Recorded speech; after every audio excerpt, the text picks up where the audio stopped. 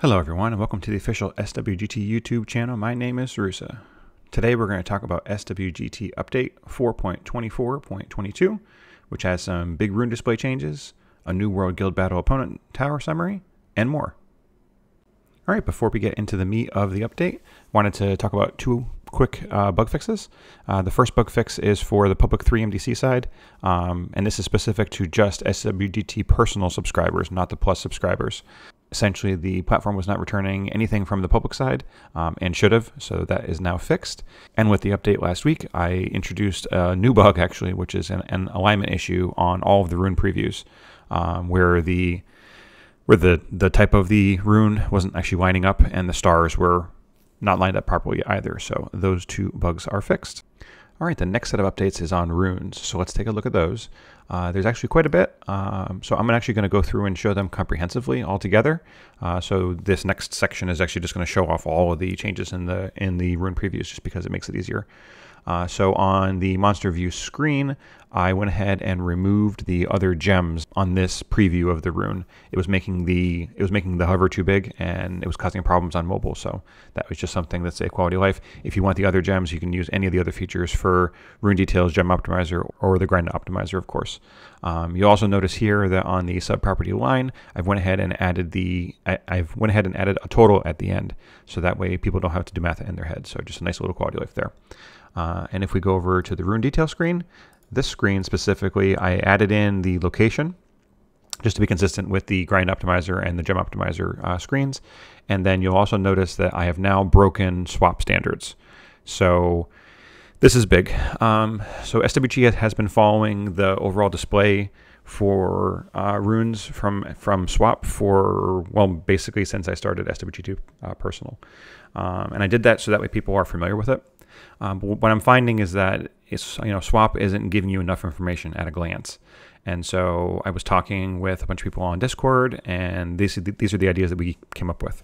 So from here on forward, especially on SWGT Personal, anywhere where you see sub-properties for runes, specifically, for instance, for the Rune Detail and the Gem and Grind Optimizer, you'll see that it's actually broken out now. And of course, you can hover over it and get the total amount.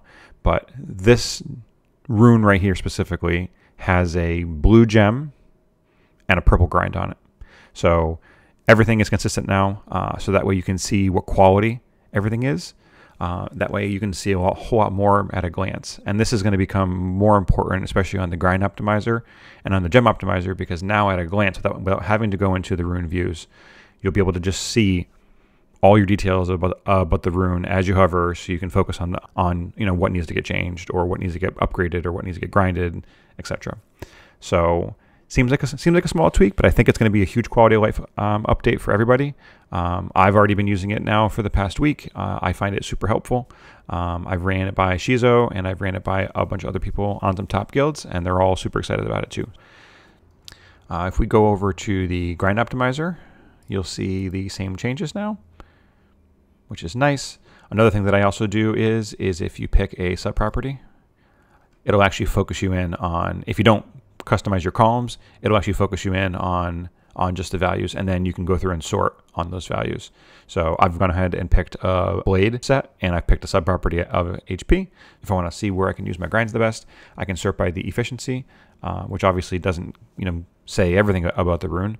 If you want to see everything about the rune, you can click on the detail button, and that'll show you the overall rune preview. And then one of the other changes is on the quick filters. So the quick filters, I've gone ahead and created groups of the quality of the gems. So for instance, for this blade set, I have, for all my gems, which we don't show because it becomes too much to show. But in the quick filter, the immemorial will be up on top, and then the legendary, and then the hero, and then the rare. So all those are colorized and all those are grouped, so that way it's just a lot easier to look at and do whatever work you guys are doing. And then on the Gem Optimizer, it's going to be the exact same type of display. Gone through and broken out those changes unless you go through and customize your columns. And then lastly, scrolling back up to the top and going to recent runes, you'll see that the bug fixes for the rune previews and the line subtotals are all there as well. All right, and the last update on the list is flipping over to the guild side. If we go into a specific world guild battle and we go to tower summaries and we scroll all the way to the bottom, you'll see that there's a new table. I did go through and change the titles on these to make them more aligned to what they are, but I also added in a new table, and this was a recommendation by one of our guild members, because on our guild we limit the number of hits to 2 per tower, so that way everybody gets an even hit, and we can, of course, do the best that we can in the world guild battle. But this is an opponent tower summary, which will show you by the opponent. So of course, there's going to be 25 for your opponent guild, and this just shows the number of wins, the number of losses, what is the win rate of that person, which is automatically sorted by, of course, default. And you can go through and sort these too if you wanted. When was the last attack? And then more specifically, if we click on the detail button for the functions, this is who is attacking what and what were the results as far as that attack goes. And that's it for today. I just wanted to say a thank you to all the Patreon members who subscribe to SWGT, and to all the people that constantly give feedback about the platform.